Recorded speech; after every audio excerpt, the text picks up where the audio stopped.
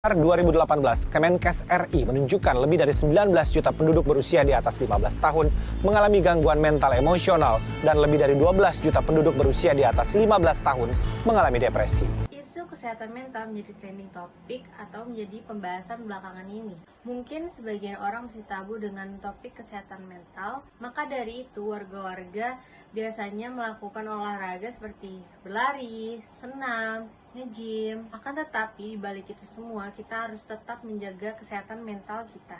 Hal yang sederhana yang bisa kita temukan dari ruang lingkup remaja adalah remaja SMA yang sedang menunggu pengumuman dari universitas yang mereka pilih. Dengan melalui SBMPTN, SNMPTN, maupun UM. Ada banyak kasus setiap tahun yang mengenai remaja yang kesehatan mentalnya terganggu. Contohnya seperti menunggu pengumuman dari universitas yang mereka pilih tidak sesuai ekspektasi mereka. Kunci utama untuk mengatasi stres adalah membimbing mereka. Jika mereka tidak diajarkan cara mengendalikan stres, mereka akan menyelesaikan dengan cara yang salah seperti makan berlebihan, minum alkohol, narkoba. Kesehatan mental yang sehat dan positif menjadi hal yang penting untuk dimiliki.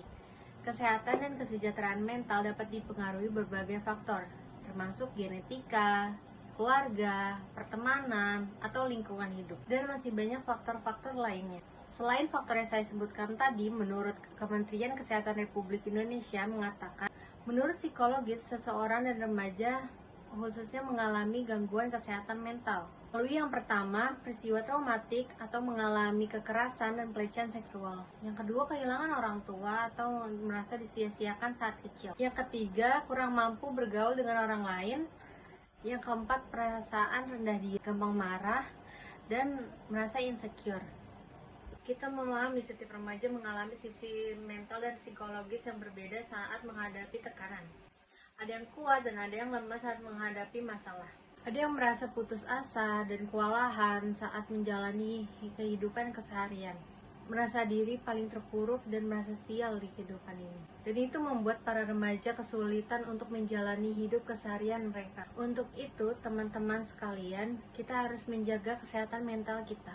Jika kita merawat kesehatan mental kita, kita tidak akan mengalami ketekanan batin. Kita bisa melakukan beribadah kepada Tuhan Yang Maha Esa, melakukan kegiatan yang positif, menceritakan keluh kesah kita kepada orang-orang yang kita percaya atau orang yang dekat dengan kita, menghargai dan menerima diri apa adanya, jaga hubungan baik dengan keluarga, meminta bantuan jika mengalami kesulitan, dan kita perlu beristirahat sejenak dari aktivitas yang kita jalani.